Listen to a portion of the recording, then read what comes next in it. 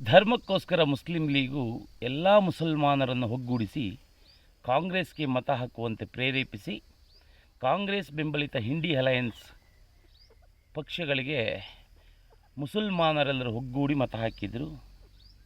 ಹಾಗಾಗಿ ಇಂಡಿ ಅಲಯನ್ಸು ಇವತ್ತು ಹೆಚ್ಚಿನ ಸ್ಥಾನಗಳನ್ನು ಗೆದ್ದಿದೆ. ಹಿಂದೂಗಳನ್ನು ಒಗ್ಗೂಡಿಸುವಲ್ಲಿ ಯಾವ ಹಿಂದೂ ಸಂಘಟನೆಗಳು ಕೆಲಸ ಮಾಡಲಿಲ್ಲ.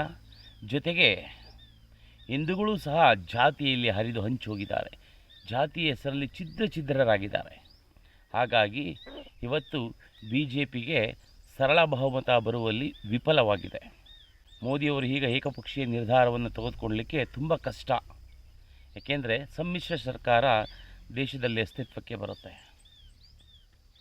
ಹಿಂದೂಗಳು ಜಾತಿ ವ್ಯಾಮೋಹದಿಂದ ಹೊರಬರೋದೇ ಇಲ್ಲ. ಕಾಂಗ್ರೆಸ್ನವರು ಮತ್ತೆ ಮತ್ತೆ ಹೇಳ್ತಲೇ ಇದ್ದರು, ಮುಸಲ್ಮಾನರು ಮತ್ತು ದಲಿತರು ಒಂದಾದರೆ ಈ ದೇಶವನ್ನು ಆಳುವಂಥ ಶಕ್ತಿ ನಾವಾಗ್ತೇವೆ ಅಂಥೇಳಿ ಹಿಂದೂಗಳಿಂದ ದಲಿತರನ್ನು ಬೇರ್ಪಡಿಸುವಂಥ ಕೆಲಸದಲ್ಲಿ ಅವರು ತೊಡಗಿದ್ರು, ಅದರಲ್ಲಿ ಸಫಲರಾದರು.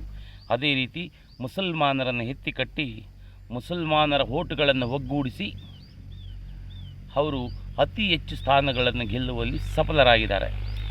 ಇದನ್ನು ಯಾವ ಟಿ ವಿ ಮಾಧ್ಯಮದಲ್ಲಿ ಯಾವ ಬಿ ಜೆ ಪಿ ನಾಯಕ ಆಗಿರಲಿ ಯಾರೂ ಇದನ್ನು ಪ್ರಸ್ತಾಪ ಮಾಡ್ತಾ ಇಲ್ಲ. ಸತ್ಯವನ್ನು ಯಾರು ಅರಗಿಸ್ಕೊಳ್ಳಿಕ್ಕೆ ಶಕ್ತಿ ಇಲ್ಲ ಅನಿಸುತ್ತೆ. ಈ ಒಂದು ವಿಚಾರ ಅವ್ರ ಮೈಂಡ್ಗೆ ಹೊಳೆದಿರಲಿಕ್ಕೆ ಸಾಧ್ಯವೂ ಇಲ್ಲ ಅನಿಸುತ್ತೆ. ರಾಜ್ಯ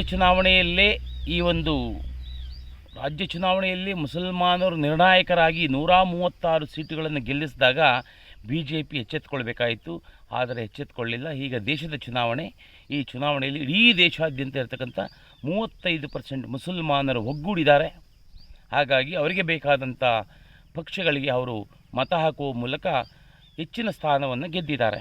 35% ಇರ್ತಕ್ಕಂಥ ಮುಸಲ್ಮಾನರಲ್ಲಿ ಒಗ್ಗಟ್ಟಿದೆ. ನಾವು ಬಹುಸಂಖ್ಯಾತರು, ನಾವು 85 ಕೋಟಿ ಇದ್ದೇವೆ ಅಂತ ಹೇಳಿಕೊಳ್ಳುವಂಥ ನಾವುಗಳು ಜಾತಿಯ ಹೆಸರಲ್ಲಿ ಛಿದ್ರವಾಗಿದ್ದೇವೆ. ನಮ್ಮ ಮತಗಳು ಕ್ರೋಢೀಕರಿಸಲಿಲ್ಲ. ಹಾಗಾಗಿ ಈ ಒಂದು ಅತಂತ್ರ ಸ್ಥಿತಿ ಬಂದಿದೆ. ಇದು ಮುಂದಿನ ಚುನಾವಣೆಗೆ ಪಾಠ ಆಗಬೇಕು.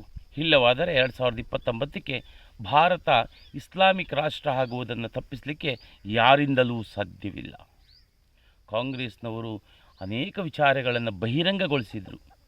ಪಿತ್ರಾರ್ಜಿತ ಆಸ್ತಿಯಲ್ಲಿ ಸಮಪಾಲನ್ನು ಪಡ್ಕೊಳ್ತೇವೆ, ಅಲ್ಪಸಂಖ್ಯಾತರಿಗೆ ನೀಡ್ತೇವೆ ಅಂತೇಳಿ ಅವರು ಬಹಿರಂಗವಾಗಿ ಹೇಳಿದರು. ಅದನ್ನು ಯಾರೂ ಕಿವಿಗೆ ಹಾಕ್ಕೊಂಡಲೇ ಇಲ್ಲ. ಎಲ್ಲರೂ ಸಿದ್ಧರಾಗಿ ನಿಮ್ಮ ಪಿತ್ರಾರ್ಜಿತ ಆಸ್ತಿಗಳನ್ನು ಧಾರೆ ಎರಿಲಿಕ್ಕೆ ನೀವೇ ಮತದಾನ ಮಾಡಿ ನಿಮ್ಮವರನ್ನು ಗೆಲ್ಲಿಸ್ಕೊಂಡಿದ್ದೀರಾ.